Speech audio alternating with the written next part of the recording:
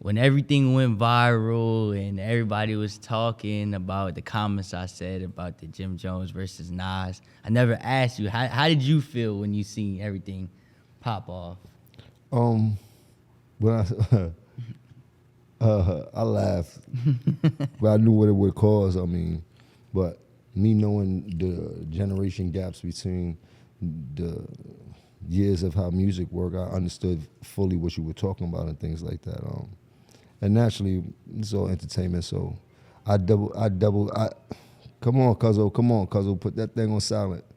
So naturally, I doubled down and I added fuel to the fire, and we definitely went viral. We definitely fucked up the algorithm, but things like that is the way I market myself and my promotional strategies. I mean, they all revolve around moments like that. You know what I mean? Sometimes some people get an alley-oop and they don't even see that was an alley-oop or don't know how to use it as an alley-oop. So naturally for me, doing business and always need to stay at the top of people Explorer page. It's very easy for them to find out what you're doing, what you got going on, what type of business you got. So me, I like to stay there because I got a lot of business going on. So I appreciate you for putting it out there. But you also caused a whole lot of confusion out here. I mean, Yeah. in the whole world. And it's funny because I've seen so many debates, arguments, barbershops, nail salons, corners, basketball courts, you name it.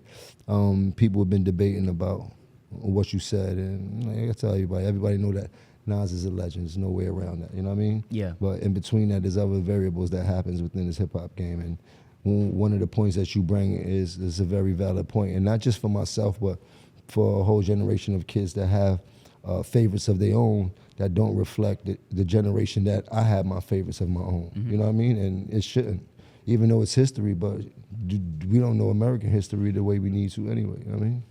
That I feel like the argument, the back and forth was all based on relevancy.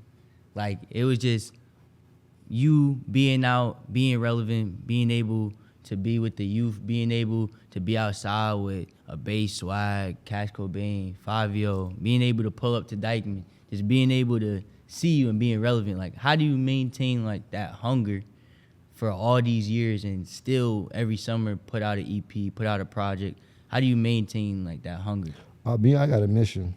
I'm a visionary, so my purpose I feel is a little bit different than everybody else's and how they handle their fame and acquire their success and what they do with their money.